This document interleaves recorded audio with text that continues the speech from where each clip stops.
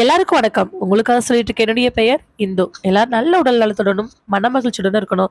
வாங்க நம்ம சிதனை பெட்டகத்துல ஆரவள்ளிக்காடு கதையினுடைய 3வது பாகத்தை பார்க்கலாம். 8 மாசத்துக்கு முன்னாடி இதே பஸ், இதே கண்டக்டர், இதே டிரைவர் கூட இதே மாதிரி திருப்பூர்ல இருந்து திருச்சி நோக்கி போக இதே இடத்துல எப்படி வந்து டைவர்ட் பண்ணி விட்டாங்களோ அதே மாதிரி டைவர்ட் பண்ணி ஆரவள்ளிக்காட்டு வழியா கரூர் போக சொல்லிட்டாங்க. ஆனா இப்ப காரணம் வேற. வண்டி அந்த செக் போஸ்ட்ல நிறுத்தப்பட்டு டிரைவர் எட்டி கேட்க அங்க இருந்த போலீஸ்காரரு, ஏப்பா பரமத்தில் ஏதோ ஒரு பெரிய பிரச்சனை போயிட்டு இருக்குது, ஃபுல்லா அங்க வந்து வண்டி விட மாட்டேங்கிறாங்க, அடிச்சு நொறுக்குறாங்களாமா, அதனால கவர்மெண்ட் வண்டி எல்லாத்தையுமே இந்த ரூட்ல நாங்க தள்ளி விட்டுக்கிட்டு இருக்கிறோம், எந்த வண்டி இந்த வழியா போக முடியாது, 2 கூட்டத்துக்குள்ள பயங்கரமான பிரச்சனை, போற வர ஒரு வண்டி கூட விடாம பயங்கரமா அடிச்சு நொறுக்குறாங்க, நீங்க இந்த வழியா காட்டு வழியா போய் கரூர் போயிருங்க. ஐயா இப்படி போனீங்கன்னா ரொம்ப தூரங்க, ரோடு வேற கொஞ்சம் மோசமா இருக்குது, திருவிழாவுக்கு நீங்க போகும் பொழுதே ரோடு ரொம்ப மோசமா இருந்துச்சுங்க, அதனாலதான். அப்படின்னா அப்படியே ரிவர்ஸ் எடுத்து திருப்பிக்கிட்டு வெள்ளை கோயில் போய் வெள்ளை கோயில இருந்து ஈரோடு போய் ஈரோட்ல இருந்து கரூர் வாங்க. அதுவும் இல்லையா வெள்ளை கோயில் வழியா அப்படியே வந்து விளக்கேத்தி போய் அங்கிருந்து சிவகிரி வந்து கொடுமுடி வந்து அதுக்கப்புறமா நீங்க கரூர் போங்க. இதுவும் முடியலன்னா இங்கிருந்து நேரா ஈரோடு போய் ஈரோட்ல இருந்து கரூர் வாங்க, உங்களுக்கு எது வசதி? மணிகண்ட உடனே பாலுன, இல்லண்ண எப்படி சுத்தி போனாம்னு ரொம்ப லேட் ஆயிடும், நாம காட்டு வழியாவே போயிடலாமான்னு. உள்ள இருக்கக்கூடிய 10-15 பேருமே, ஏப்பா நீங்க நினைக்கிற மாதிரிலாம் எங்களால அவ்வளவு தூரம்ல போய் வர முடியாது, நேரா கரூருக்கு போற மாதிரி காட்டு வழியா போயிருங்க. உள்ள இருக்கக்கூடிய பேசஞ்சர் சொல்லவுமே போலீஸ்கார் ரொம்ப கம்பல் பண்ணவுமே அன்னைக்கு அந்த வழியா வண்டி போகுது. ஆரவள்ளி காட்டு வழியா தான் கரூருக்கு போய் ஆகணுங்கிற சூழ்நிலையில அந்த வண்டி போயிட்டு இருக்குது. என்னப்பா இது, ரோடும் போட மாட்டாங்க, இருக்கிற ரோட்ல ஓட்டிட்டும் போக முடியாது, இன்னும் எத்தனை மணிக்கு கரூர் போய் என்ன பண்றது ஒண்ணுமே புரியல. பகல் நேரமா இருக்கங்காட்டி பரவாயில்ல, ராத்திரி இந்த ரூட்ல போனோம் மண்டை வெடிச்சு போயிரும். விடுங்கண்ணே, அதான் சாப்பாட்டை வாங்கி உள்ள வச்சுக்கிட்டோம்ல, போற வழியில காட்டு பகுதியில நின்று சாப்பிட வேண்டியதான். அட என்ன மணிகண்டா அறிவுகடத்தனமா பேசிட்டு இருக்கிற, உள்ள இத்தனை பேர் வந்திருக்கிறாங்க, அவங்க முன்னாடி எப்படி நாம சாப்பிடுறது? அதுவும் சரிதானே, அது என்னன்னே தெரியல, அடிக்கடி பசிச்சுக்கிட்டே இருக்குது, சக்கரை நோயா இருக்குமான்னு போய் முதல்ல செக் பண்ணி பார்க்கணும். இப்படியே கல்லு முரடு கரடு முரடுமா வண்டி வலது பக்கம் இடது பக்கம் குலுங்கி குலுங்கி போயிட்டு இருக்குது. கிட்டத்தட்ட ஒரு 10 கிலோமீட்டர் தாண்டதுக்கு அப்புறமா அங்க ஒரு ஸ்டாப்ல ஒரு தாத்தாவும் பேருந்து நின்றுட்டு இருக்கிறாங்க.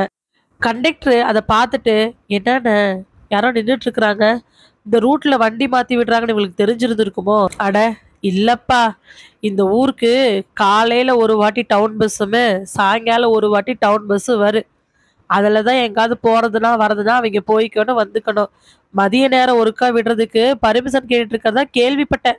அந்த பஸ் இந்த காட்டுக்குள்ள சுத்தி முத்தி வர்றதுக்குள்ள இடுப்பு பெண்ட கலண்டரு, 2-3 பஸ் விட்டா கூட இவங்களுக்கு நல்லா தான் இருக்கும், அந்த பஸ்ல ஏதோ ஒரு பஸ் நினைச்சுக்கிட்டு நம்மளே கை நீட்டுறாங்க. ஆனா நடக்கிற பிரச்சனையில அந்த பஸ் வருமானே தெரியல, நமக்கு எதுக்குன்னா வம்பு, நாம பாட்டுக்கு போயிடலாம். அட ஏப்பா மணிகண்டா, டவுன் பஸ் இன்னைக்கு உள்ள வருமானு அவங்களுக்கு சந்தேகம், டவுனுக்கு போறவங்களா இருந்தாங்கன்னா என்ன பண்றது, நிறுத்துவோம் ஏத்து.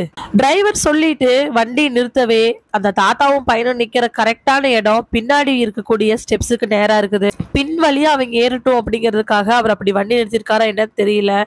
கையில ஒரு கூடை, தோல்ல ஒரு துண்டு, இடுப்புல நழுவி போற மாதிரி ஒரு வேட்டி, கசங்குன சட்டை, நல்லா நிறைச்சு போன மண்டை, அங்கங்க இருக்கக்கூடிய கருப்பு முடி, பக்கத்துல இருக்கக்கூடிய பையனுடைய சட்டை கூட கிழிஞ்சும் கசங்கியும், டாயர் வந்து ஸ்கூல் டாயர்னு நல்லாவே தெரியுது. கண்டக்டர் ஸ்டெப்ஸ்ல நின்றுகிட்டு, என்ன தாத்தா ஏறுங்க, நான் வரேன்ப்பா, எங்க போகணும்?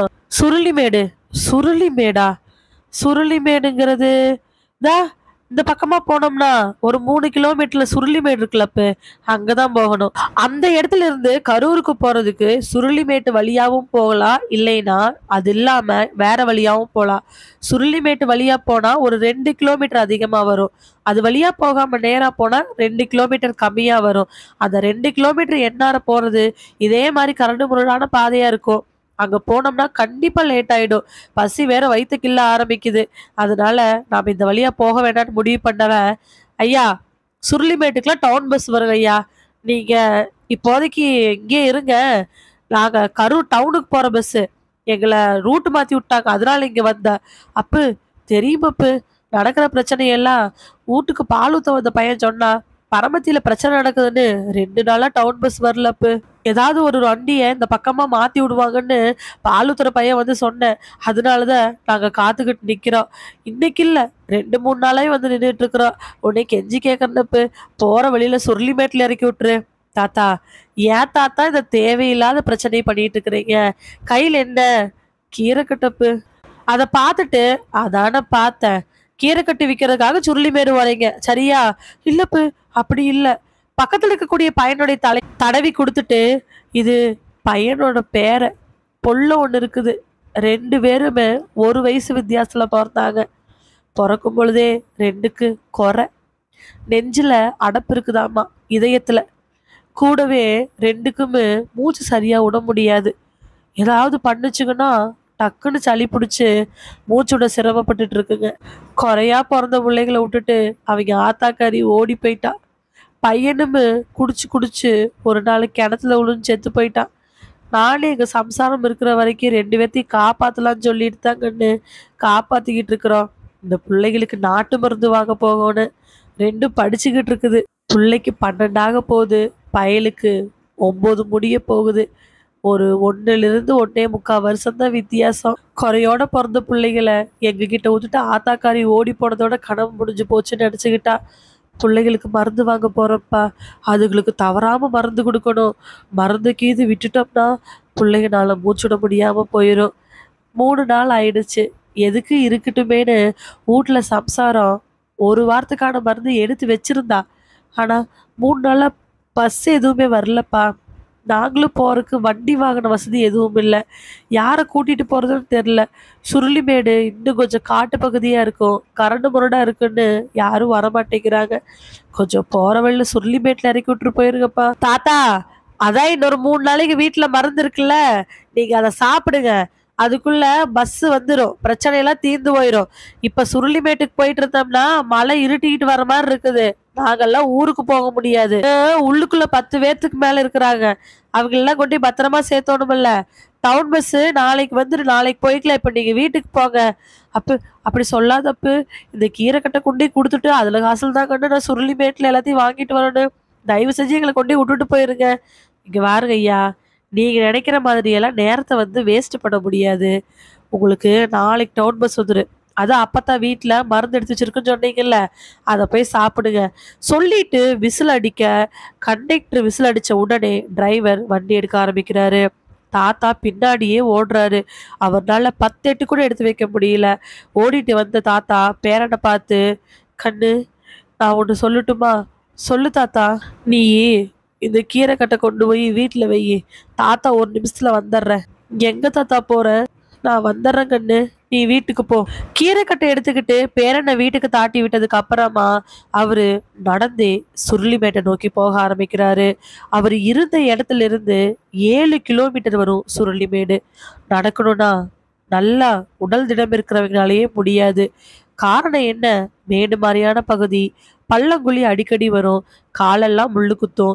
எவ்வளவு நல்ல செருப்பு போட்டிருந்தாலுமே ஒரு 4 5 வாட்டியாவது கல்லு குத்தாம அந்த இடத்துல நடந்து போக முடியாது. இவரு நெஞ்சரிக்க நடக்க ஆரம்பிக்கிறாரு. 2 கிலோமீட்டர் தான்.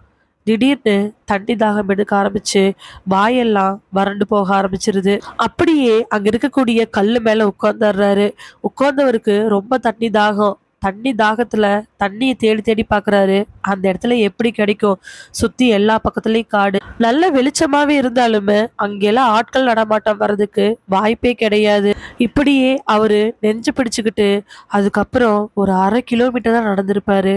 அவருக்கே தெரியாம மயக்கம் போட்டு கீழே விழுந்துடுறாரு. விழுந்ததுல சடசடன்னு உருண்டுட்டு வந்து ஒரு கல்லுகிட்ட அப்படியே தடுத்து அங்கேயே மயங்கிடுறாரு. ஒருவேளை உடனே யாராவது பார்த்துருந்தாங்கன்னா கூட அவரை காப்பாத்தி இருந்திருக்கலாம். ஆனா அந்த வழியில ஆட்கள் நடமாட்டம் இல்லை அப்படிங்கிறதுனால அவரை யாருனாலையும் காப்பாற்ற முடியல. பிள்ளைகளுக்கு மருந்து வேணுமே, பிள்ளைங்கனால மூச்சிட முடியாதே, மருந்து விடாம சாப்பிடணும்னு வைத்தியர் சொல்லியிருக்கிறாரே, விடாம சாப்பிடணுமே இப்படின்னு சொல்லிக்கிட்டே அவருடைய உயிர் கொஞ்சம் கொஞ்சமா பிரிய ஆரம்பிக்குது. கீரைக்கட்டோட போனவன் பாட்டியை பார்த்து விஷயத்த சொல்லறான். பாட்டிக்கு கண்ணெல்லாம் தண்ணி. கையில கரைச்சிட்டு இருக்கக்கூடிய சாணியை கூட அப்படியே வச்சுட்டு கையை கழுவிட்டு பக்கத்து வீட்டுல போய் ஒரு 2 3 பேர்த்த கூப்பிட்டு அதுல ஒரே ஒருத்தர் வர அவர் கூட சைக்கிள்ல ஏறிக்கிட்டு பாட்டி வராங்க. வந்து பார்க்கும் பொழுது சுருளிமேடு போற வழியில தாத்தா இறந்து கிடக்குறாரு. தாத்தாவோட சின்ன சின்ன வருமானம், பாட்டி பக்கத்து அங்கிங்கன்னு வேலை செய்யற வருமானம், பிள்ளைகள் அங்க இருக்கக்கூடிய ஒரு கவர்மெண்ட் ஸ்கூல்ல சேர்த்திருக்கிறாங்க. அது மட்டும் இல்லாம அவங்களுக்கு வருமானங்கிறது எதுவுமே இல்லை. வீட்டுல விளைவிக்கக்கூடிய கீரைகளை கொண்டே கொடுத்துதான் மருந்தே வாங்கிட்டு வராங்க. அதுக்கே அவங்க படாத பாடு படணும். தாத்தா போனதுக்கு அப்புறமா வீட்டோட நிலைமை ரொம்ப ரொம்ப மோசமாகிட்டே போச்சு. தாத்தாவே எல்லாம் பண்றான்னு நம்பிட்டு இருந்த பாட்டிக்கு பிள்ளைங்க 2யும் சமாளிக்கவும் முடியல, பிள்ளைகளுக்கு மருந்து வாங்கவும் முடியல. இப்படியே 2 3 மாசத்துல அந்த பையனுக்கு உடம்பு சரியில்லாம போகுது.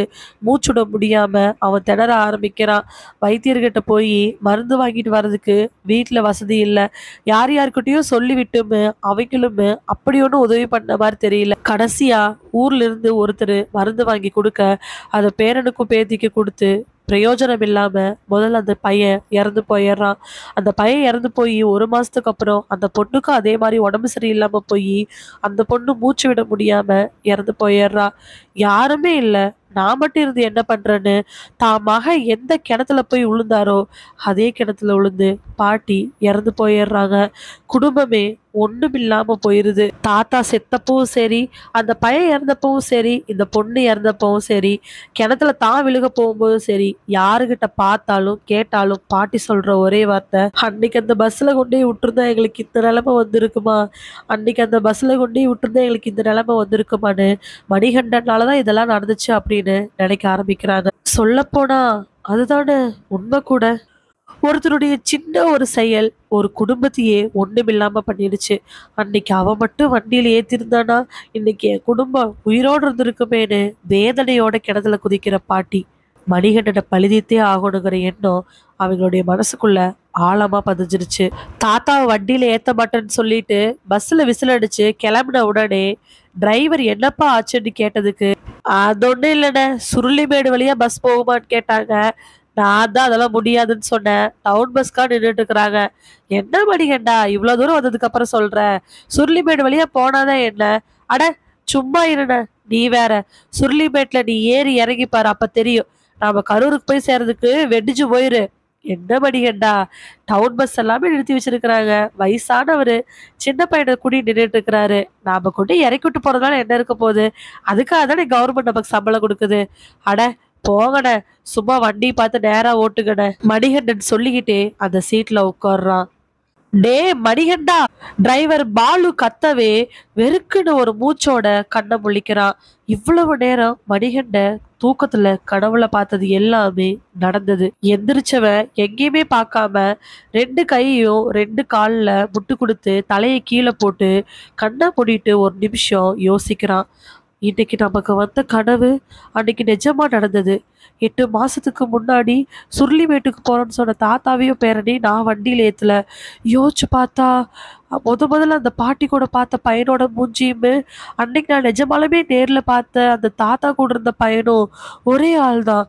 அப்போ இந்த கனவுக்கு என்ன காரணம்? வண்டியில் நான் ஏற்ற மாட்டேன் அப்படின்னு சொன்னது வரைக்கும் தான் எனக்கு தெரியும். அதுக்கப்புறம் அந்த தாத்தா இறந்து போனது, பசங்க 2 பேரும் உடம்பு சரியில்லாமல் இறந்து போனது, அந்த பாட்டி போய் பையன் இறந்து கிணத்துல இறந்ததெல்லாம் எனக்கு கனவா இல்லை நிஜமா நடந்ததா எனக்கு ஒன்றுமே புரியலையே. நான் டிரைவர்கிட்ட வந்து சுருளிமேடு வரைக்கும் போகிறேன், ரொம்ப சிரமம் அப்படின்னு சொன்னதெல்லாம் கனவுல வருது. எனக்கு நடந்தது எல்லாமே அப்படியே அச்சசலாக வருது. இதுக்கு பின்னாடி என்ன இருக்குது? டேய் மணிகண்டா, மறுபடியும் டிரைவர் கூப்பிடவே தலையை நிமிந்து பார்க்க, என்ன மணிகண்டா அப்படி தூக்கமா உனக்கு? இல்லைண்ண இல்லைண்ண, அது வந்து பின்ன எவ்வளோ நேரம் கூப்பிட்டு இருக்கிற? வரவர உனக்கு என்னாச்சு? இந்த ஆரவள்ளி காட்டு வழியா வண்டி விட்டாலும் உன் நடவடிக்கை எதுவுமே சரியில்லை. டிக்கெட்டுக்காக எவ்வளோ நேரம் நின்றுட்டு இருக்கிறாங்க, திரும்பி பாரு. தோடா பேக்ல இருந்து டிக்கெட்டை கையில் எடுத்துக்கிட்டு அவரு கையில் இருக்கக்கூடிய பேனாலாம் எடுத்துட்டு ரெடி ஆகும் பொழுது பின்னாடி இருந்து ஒரு குரல் கேக்குது, சுருளிமேட்டுக்கு 4 டிக்கெட் கொடுங்க. டக்குன்னு பயந்தவ திரும்பி பார்க்க அங்க கையில பணத்தை நீட்டிக்கிட்டு நின்றுட்டு இருக்கிறாரு அன்னைக்கு பார்த்த அதே தாத்தா. அவர் பக்கத்துல அந்த பாட்டி, கூடவே அந்த பையனும் பொண்ணும் நிக்கிறாங்க. காலையிலிருந்து பார்த்தவங்க 8 மாசத்துக்கு முன்னாடி பார்த்த தாத்தா, மொத்தம் 4 பேரும் அங்க நின்றுட்டு இருக்க அவங்கள பார்த்த மணிகண்டனுடைய முகம் அப்படியே வேர்க்க ஆரம்பிக்குது. டக்குன்னு சீட்ல இருந்து எந்திரிச்சு ஒரு நிமிஷம் பின்னாடி போயிட்டு நிக்கிறான். சுருளிமேட்டுக்கு 4 டிக்கெட் கொடுப்பா. கேட்ட 4 பேருமே மணிகண்டனை அப்படியே முறைச்சு பார்த்துட்டு நின்றுட்டு இருக்கிறாங்க. மணிகண்டனுக்கு நிஜமாலுமே உடலெல்லாம் நடுங்கவே ஆரம்பிச்சிருச்சு.